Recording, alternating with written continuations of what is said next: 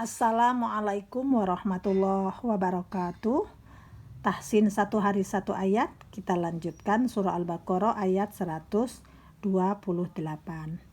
Mohon dibantu like dan subscribe dengan niat syiar karena Allah Subhanahu wa ta'ala.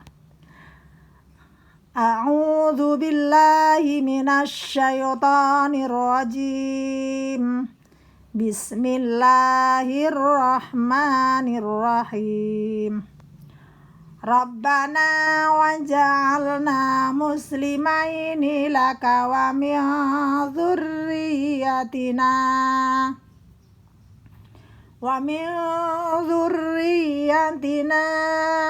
ummatan muslimatan lak wa arina manasikana wa tub alaina innaka antat tawwabur rahim.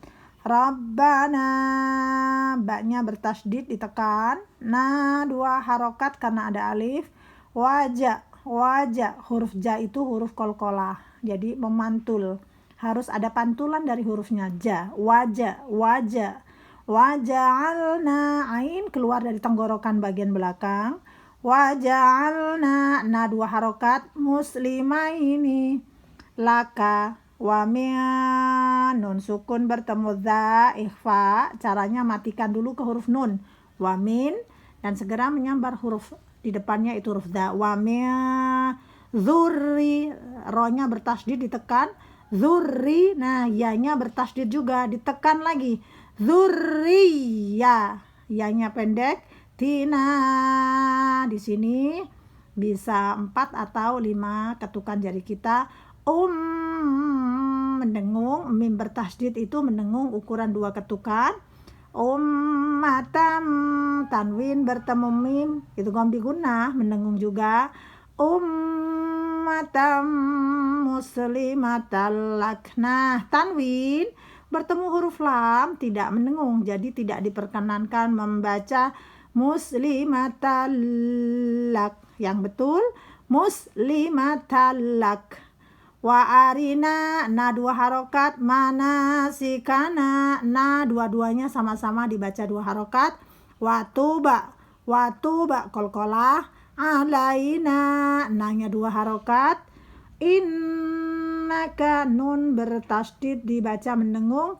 Ata ikhfa, matikan dulu ke huruf nun dan segera menyambar huruf ta, dibaca ikhfa atau samar. Atat, nah ada huruf ta bertasydid, maka setelah dibaca samar langsung ditekan kepada huruf yang bertasydid.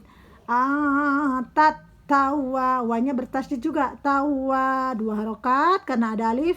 Burrahim, ro-nya tebal. Rahim hanya dari tenggorokan bagian tengah dan dibaca panjang karena ada ya sukun, dan di sini karena berhenti di akhir ayat maka dibaca mat arid li sukun yang bisa panjang 2 harokat atau 4 atau 6 harokat. Kita ulang lagi. Rabbana waj'alna muslimaini laka wa min dzurriyyatina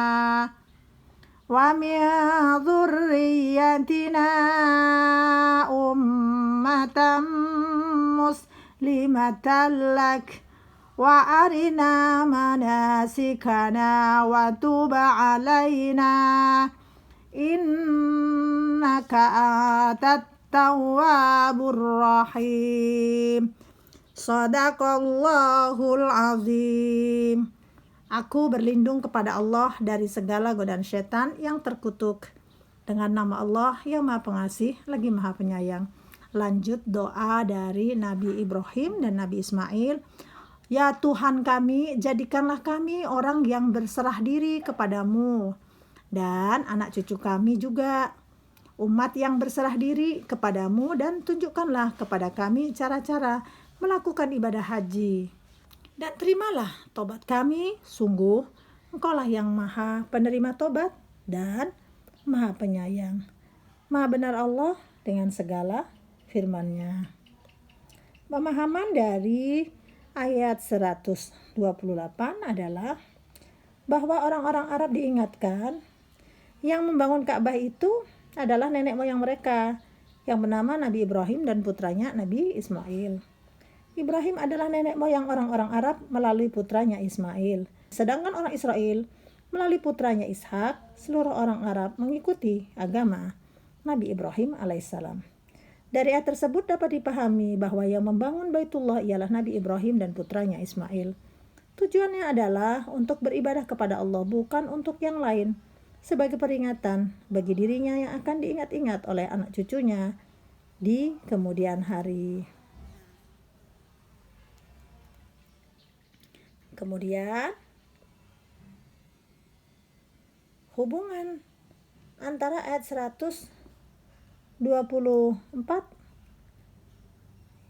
bahwa Nabi Ibrahim ketika berdoa agar keturunannya dijadikan imam, maka Allah menjawab keturunan Nabi Ibrahim yang zalim tidak termasuk di dalam doa itu. Karena itu, pada ayat 128 Nabi Ibrahim mendoakan agar sebagian keluarganya dijadikan orang-orang yang tunduk dan patuh kepada Allah Subhanahu wa ta'ala.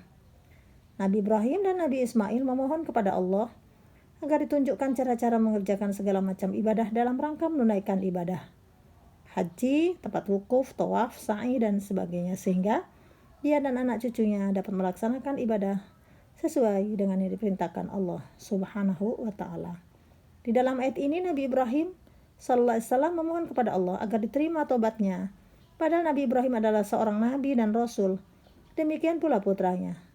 Semua nabi dan rasul dipelihara oleh Allah dari segala macam dosa atau disebut bersifat maksum. Karena itu maksud dari doa Nabi Ibrahim dan putranya ialah Nabi Ibrahim dan putranya memohon kepada Allah agar diampuni segala kesalahan yang tidak disengaja, yang tidak diketahui, dan yang dilakukan tanpa kehendaknya sendiri.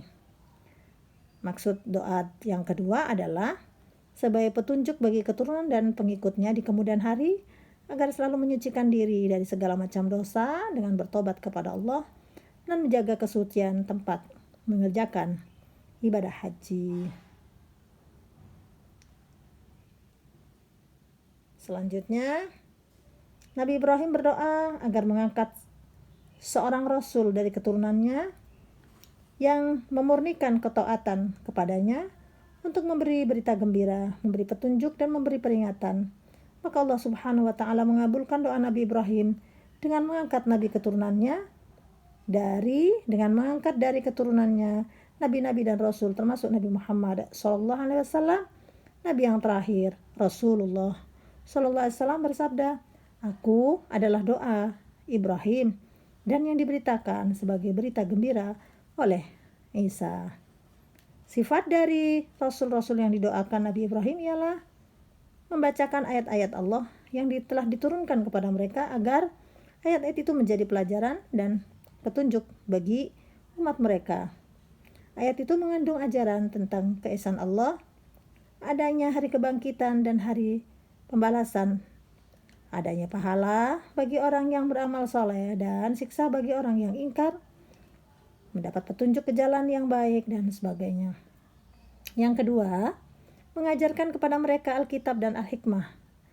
Alkitab ialah Al-Quran, Al-Hikmah ialah mengetahui rahasia, faidah-faidah hukum syariat, serta maksud dan tujuan diutusnya para rasul, agar menjadi contoh yang baik bagi mereka, sehingga mereka dapat menempuh jalan yang lurus. Yang ketiga, menyucikan mereka. Menyucikan diri dari jiwa mereka dari segala macam kemusyrikan, kekufuran, kejahatan, budi pekerti yang tidak baik, sifat suka merusak masyarakat, dan sebagainya. Lalu Nabi Ibrahim menutup doanya dengan memuji Tuhannya, yaitu dengan menyebut sifat-sifatnya yang maha perkasa dan yang maha bijaksana. Maha perkasa ialah tidak seorang pun yang dapat membantah perkataannya, dan tidak seorang pun yang dapat mencegah perbuatannya. Maha bijaksana ialah yang maha menciptakan segala sesuatu dan penggunaannya sesuai dengan sifat, guna, dan faidahnya. Dan doa Nabi Ibrahim ini dapat difahami bahwa ia memohonkan agar keturunannya diberi taufik dan hidayah sehingga dapat melaksanakan dan mengembangkan agama Allah, membina peradaban umat manusia, dan mengembangkan ilmu pengetahuan menurut yang diridai Allah Subhanahu wa Ta'ala. Demikian, semoga menambah ketakwaan kita kepada Allah Subhanahu wa Ta'ala. Selamat menyimak, selamat belajar, selamat bergabung. Para jamaah yang baru saja bergabung, alhamdulillah bisa bersama-sama dengan sahabat Al-Quran seluruh Indonesia. Tetap semangat, semoga istiqomah. Alafu minkum. Assalamualaikum warahmatullahi wabarakatuh.